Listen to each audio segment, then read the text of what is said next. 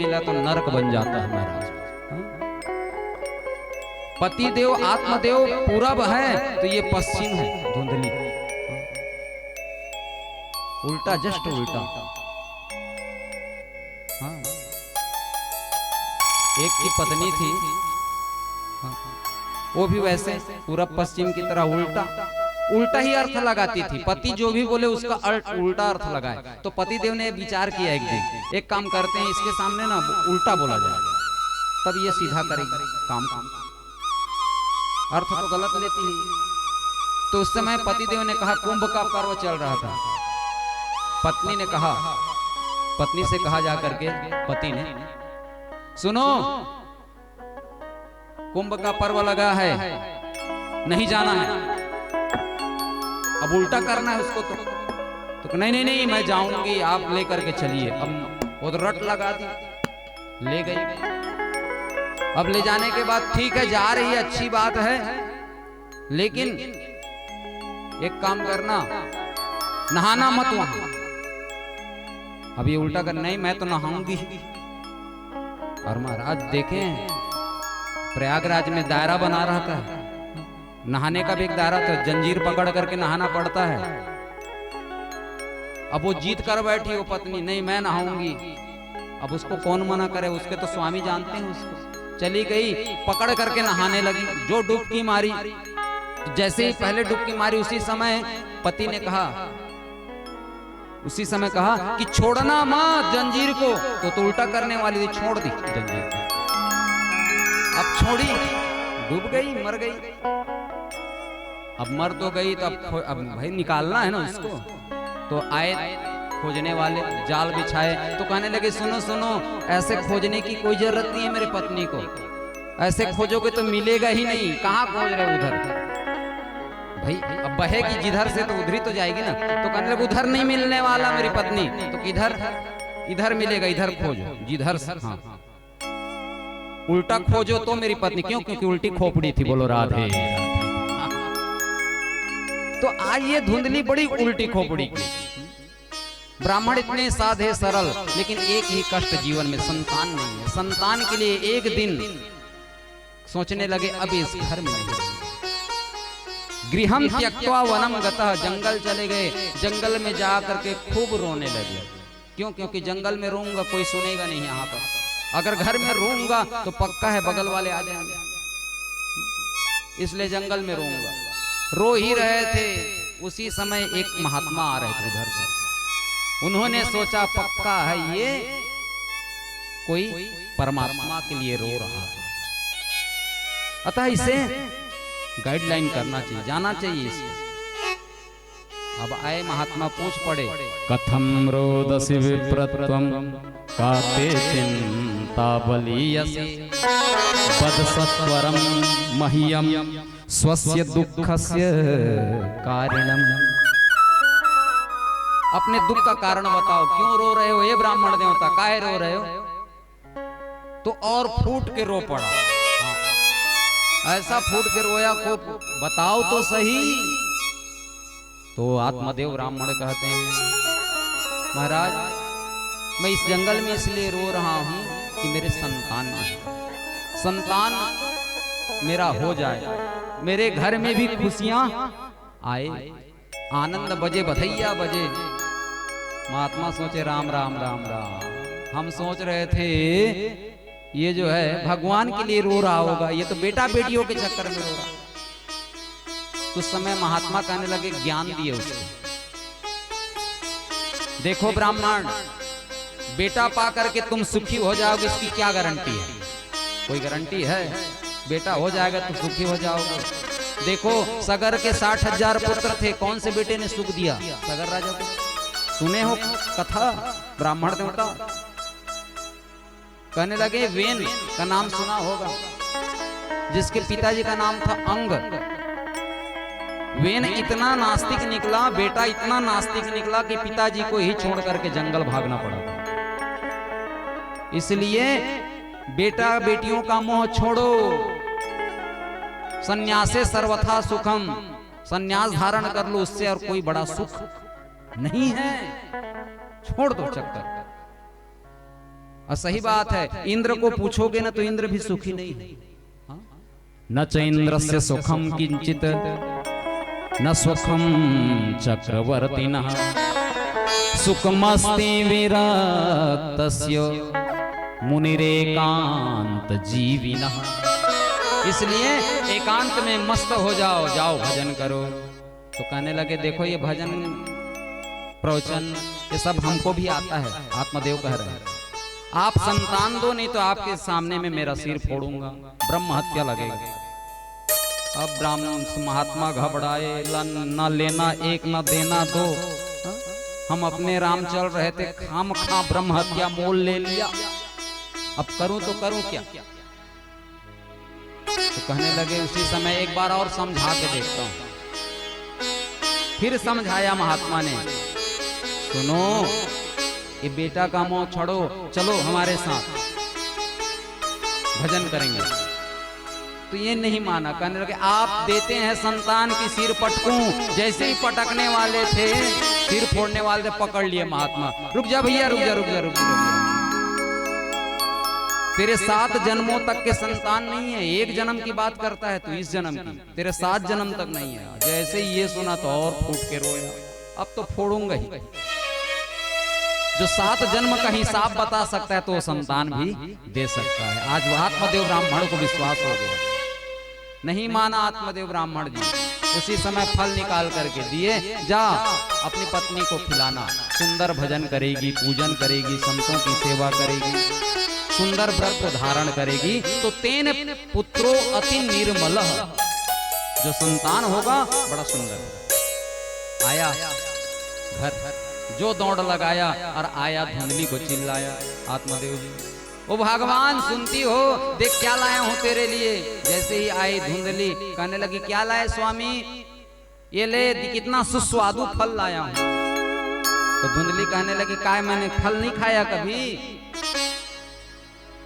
ऐसे चिल्ला रहे थे कि मेरे लिए कोई बड़ा हार लाए हो तोहफा में, मेरे लिए गिफ्ट लाए हो। तो उसी समय ये ऐसे वैसे फल नहीं है, संत का दिया हुआ प्रसाद है, इसको खाएगी तो हमारे घर में भी बेटा होएगा, बधैया बजेगी। तो अच्छा ये बात है, तुम स्नान करके खा लूंगी, पूजा करके। तो ठीक है खा लेना, लेकिन याद करके। आत्मदेव तो भोले भाले ब्राह्मण चले गए, इतना कह के अब सोच रही है पकड़ करके खाऊं कि ना खाऊं, खाऊं कि ना खाऊं। उसी समय पड़ोसी आई, कहने लगी क्या बात है बहन, बड़ी उदास, ये फल संत का दिया हुआ है, खाऊं कि ना खाऊं बहन बता तू। संतान होगा इसको खाऊंगी। अरे तेरे घर में संतान है नहीं, खा तू, ये कैसी बात करती है। अंततोगत्वा कहने लगी तू नहीं जानती है, अगर फल खाऊंगी ना तो मेरा गर्भ बढ़ेगा, और गर्भ बढ़ेगा तो चोर डाकू का आक्रमण होगा गांव में, सब भाग जाएंगे, और मैं गर्भवती रहूंगी तो कैसे भाग पाऊंगी। तू नहीं जानती, सोच रही है फल पर नहीं खाऊंगी। अच्छा एक काम कर, गर्भवती होगी तो अच्छी ही तो बात है। नहीं नहीं गर्भवती होंगी तो घर का काम करेगा, इतना सारा काम करती भी हूँ, जितनी खाती हूँ उतनी काम भी करती हूँ मैं। तो एक काम कर, अपने फल खा ले, काम के लिए ननंद को बुला ले, ननंद काम करेगी। अब तेरे घर संतान होगा तो बधैया तो देना ही होगा, तो उसको भी साड़ी बढ़िया दक्षिणा देकर के विदा करना। तो उसी समय वो कहने लगी धुंधली बातें मत कर, ननंद की वो महाचोटी है, घर ही साफ कर देगी, बोलो राधे राधे, बस बात कर। तो उसी समय पड़ोसी कहने लगी तेरी जैसी मर्जी वैसे कर।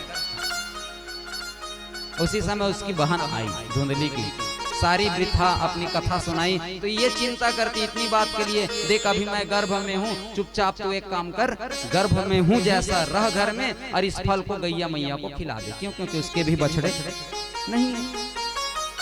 हाँ तूने बहन हो तो तेरी जैसी, एक नंबर बात की है। अब गई, अब गैया मैया को फल दे दी और चुपचाप रह रही यार। आत्मदेव पूछे क्यों देवी फल खा ली? हाँ महाराज असर हो रहा है। अब भोले भाले ब्राह्मण तो और प्रसन्न हो गए, अब तो खूब संतान हो गए। कालांतर में बेटा हुआ, उसकी बहन का लाई रातों रात दे दी, और इधर हल्ला कर दी धुंधली, हाँ महाराज बेटा हुआ है बेटा। आत्मदेव नाचने लगे। ठीक 3 महीने बाद घर में तो बधैया बज ही रहा है। 3 महीने बाद उस गैया मैया का भी सुंदर बछड़ा उत्पन्न हुआ। और वह बछड़ा कैसा? कान केवल बछड़ा जैसा, जैसे बछड़ा का कान रहता है ना, बाकी इधर सर मनुष्य आकार का बच्चा। बड़ा सुंदर, दिव्य, मनोहर, सर्वांग सुंदरम दिव्यम निर्मलम कनक प्रभम, सोने के जैसी कांति। आज आत्मदेव ब्राह्मण बड़े प्रसन्न हैं। गांव वाले कहने लगे भगवान देते हैं तो देख रहे हैं, एक भी नहीं था, देते हैं तो छप्पर फाड़ के दे दिए, धन्य है। सब इस प्रकार कहने लगे। अंततो गत्वा नामकरण की तैयारी किया। आत्मदेव ने उस गैया मैया के जो बच्चे थे तो कान गौ माता के समान, इसलिए नाम रखा गोकर्ण। और जैसे ही अपने बेटे का नाम पकड़ रहे थे, धुंधली आगे सब नाम आप ही धरोगे कि मैं धरूंगी? 10 महीना पेट में मैंने धरा है इसको, तो नाम भी मैं भी धरूंगी, मैं ही रखूंगी। तो उसी समय आत्मदेव कहने लगे तेरा नाम ही अच्छा नहीं है, तू का नाम धरेगी? ना धुंधु अच्छा, ना ली अच्छा। तो कहने लगी भले ही ली अच्छा नहीं है, लेकिन धुंधु तो अच्छा है, इसलिए मेरे बेटे का नाम होगा, मेरे से होगा नाम धुंध, ली का बेटा धुंधकारी होगा। दोनों बढ़ने लगे। गोकर्ण पंडित बन गया, धुंधकारी महादुष्ट बन गया। एक दिन अब ये धुंधकारी सारा सामान बेचने लगा। पिताजी रोने लगे, खूब रोने लगे, इतना रोए कि सारा घर का सामान एक एक करके अब बाजार में बेच रहे हैं। आज रो रहे हैं, कहने लगे ये क्या कर दिया घर, ये कैसा बेटा हो गया मेरा, इससे तो अच्छा है मैं अब जंगल में चला जाऊं, भजन करूं, पूजन करूं, तप करूं। देख रहे हैं आज रो रहे हैं आत्मदेव ब्राह्मण देवता। क्यों रो रहे हैं? क्योंकि कुपुत्र हो गया बेटा। पहले बेटा नहीं था तो जंगल की ओर दौड़े थे, और आज बेटा क्यों है? ऐसा बेटा क्यों है? ऐसा बेटा नहीं होना चाहिए कह के जंगल की ओर जाऊंगा। कोई पा करके दुखी है, कोई पाने के लिए भी दुखी है।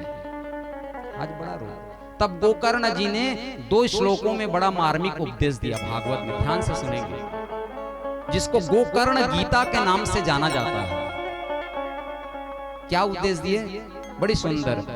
देह स्थिमान सरुधिरे भीमतिम त्यज त्वं जाया सुतादिषु सदा ममतां विमुञ्च पश्यामि समजगदिदं क्षणभङ्गुनिष्ठं वैराग्य राग रसिको भवभक्तिनि। बड़ी सुंदर उपदेश। पिताजी इस देह के हमें आसक्ति छोड़िए। क्यों? क्योंकि ये मांस रुधिर और ये केवल और केवल अस्थि मांस का मज्जा का पिंड है, और इस देह के 2 नाते हैं, अहमता और ममता। पिताजी देह में अहम बुद्धि हो जाना और नाता में ममत्व बुद्धि हो जाना, ममता हो जाना। इसलिए पिताजी इसको छोड़िए, देह के में आसक्ति, और कहाँ चाहिए? वैराग्य राग रस। वैराग्य धारण करिए पिताजी, उसमें ही सच्चा सुख है। और देखिए 2 में ही सुख है, ध्यान से सुनेंगे, निवेदन कर रहा हूं। 2 में ही सुख है संसार में, एक कृष्ण में, भगवान में रस है, और दूसरा कथा में रस है, बाकी सब निरस है। इसलिए पिताजी केवल भगवान का चिंतन करिए इस देह को पा करके। क्यों? क्योंकि इस देह 5 तत्व से बना है। क्षिति जल पावक गगन समीरा, क्षिति जल पावक गगन समीरा, पंच रचित